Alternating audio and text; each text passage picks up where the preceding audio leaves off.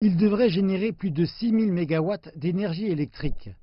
Il deviendra le plus grand équipement hydroélectrique africain, sera autofinancé par l'Éthiopie et coûtera à ce pays environ 7 milliards de dollars.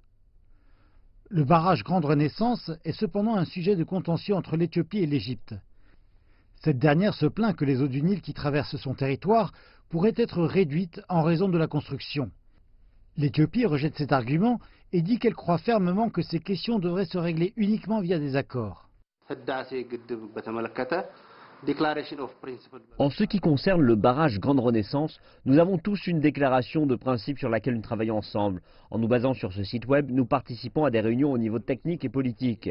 Les ministres de l'eau ont mené les réunions au niveau technique et les discussions politiques sont tenues par les ministres des Affaires étrangères des pays concernés. Ces discussions se déroulent sans interruption. Cette plateforme traite de tous les différends qui peuvent survenir. Ensuite, ce n'est qu'à travers des tables rondes de discussion que nous pourrons résoudre nos différends.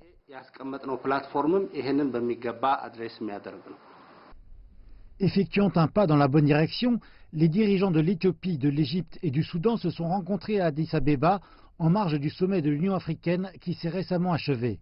Le Premier ministre éthiopien Haïlé Mariam Dessalegn, le président égyptien Al-Sisi et le président soudanais Omar Hussein al-Bashir ont eu des discussions fructueuses, selon le ministère éthiopien des Affaires étrangères.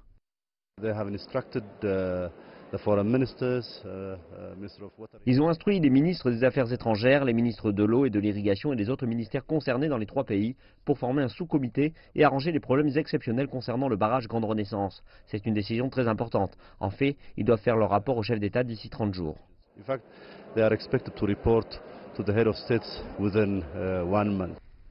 Mais les discussions ne concernaient pas que les eaux du Nil.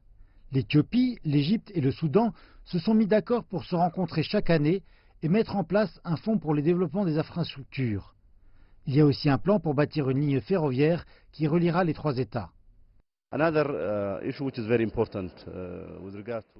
Une autre question qui est très importante eu égard aux relations économiques de peuple à peuple entre les trois pays, c'est la décision de former un fonds pour les infrastructures avec comme objectif d'accroître l'interconnectivité entre les trois pays. Si Dieu le veut, dans quelques années, nous assisterons au développement des infrastructures d'Addis Abeba au Caire en passant par Khartoum.